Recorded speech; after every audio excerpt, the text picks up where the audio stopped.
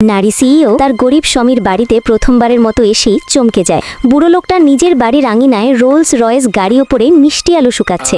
এরপর কাজের বুয়া দেখা করতে আসতেই সে তাকে উপহার দেয় একখানা এম্পেরার গ্রিন জেডের চুড়ি। নারী সিইও ভয়ে ফেরত দিতে চাইলে বুড়ো হেসে বলে, এগুলো তেমন দামি না, ড্রয়ার খুলে দেখো আরও আছে। পরের ধাক্কা আরও বড়।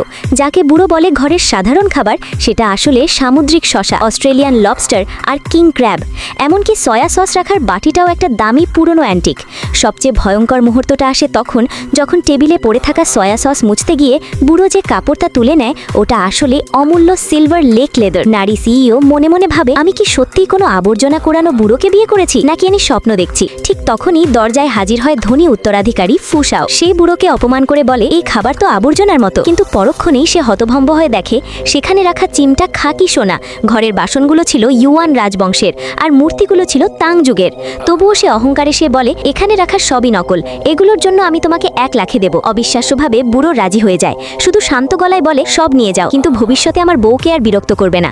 আর তখন সামনে এসে বলে, এই জিনিসের দাম কোটি হোক বা শত কোটি, আমার কাছে আপনার নিরাপত্তাই সবচেয়ে দামি। এই কথাই তার চোখে প্রথমবার এই বুড়োর প্রতি সত্যিকারের ভালোবাসা জন্মায়।